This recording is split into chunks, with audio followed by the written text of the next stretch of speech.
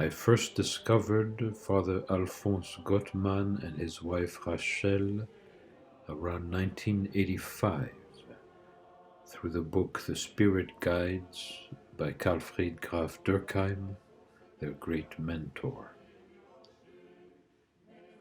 We met in 1989, a day never to be forgotten. And then over the next 20 years, we talked many times on the phone and exchanged letters. He was unique in our time as a man who lived the experience of mystical awakening, transcendence, and who was at the same time a scholar of the teachers across the cultures, and especially among the Holy Fathers in ancient Orthodoxy. He could easily quote an Indian sage and a 4th century monk. He had grasped the essence of becoming, of letting the greater life come through him. Father Alphonse was an especially gentle and humble soul, living in every moment from the depths of this experiential knowledge that he had spent his life studying and practicing, especially with his wife Rachel, this radiant being so full of the love of God. Together they were truly a mystic couple who blessed thousands upon thousands who came to study with them, to meditate with them, to learn from them at the place they founded, Bethanie, a center of spiritual encounter in eastern France. Together they wrote books of timeless depth in a contemporary language that makes accessible to every seeker the methods and insights necessary for authentic experience of spiritual awakening, transformation, and encounter with God. How to describe the richness of this wisdom, integrating the universal insights of the great teachers of humanity with the core of early Christian spirituality. His legacy is found in his books, in words that can change the reader's existence. Knowing them changed my life. They were truly witnesses to what human beings can become through the discipline of practice and the love of God. Consider this prayer from Father Alphonse. I do not understand what is happening, Lord.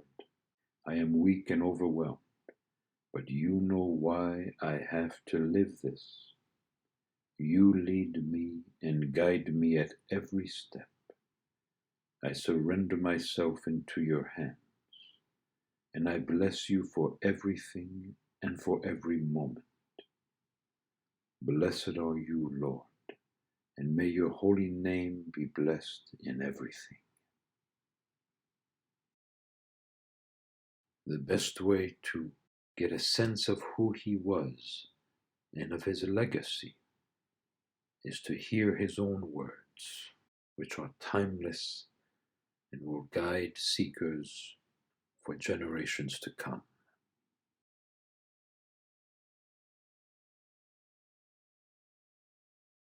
The deep peace that comes to me after I have given and received forgiveness in this way is the very life of God. It is a visitation. But this forgiving presence, in essence, is extensive to my whole life, down to the smallest detail. So the further I go along this path, the more I discover by experience that enmity is everywhere, that there is not a day without annoyance, that every moment is a trial in the sense that metal is tested by fire until it is purified and becomes gold. Every moment tests me, verifies the correctness of my attitude, sifts me in my faith, that is, in my relationship to beings, things, events. The enemy, in fact, is everything that is contrary or difficult to me, that I do not like. When are we in perfect agreement with what happens? It is not, of course, a question of approving what tests me, but the one who tests me.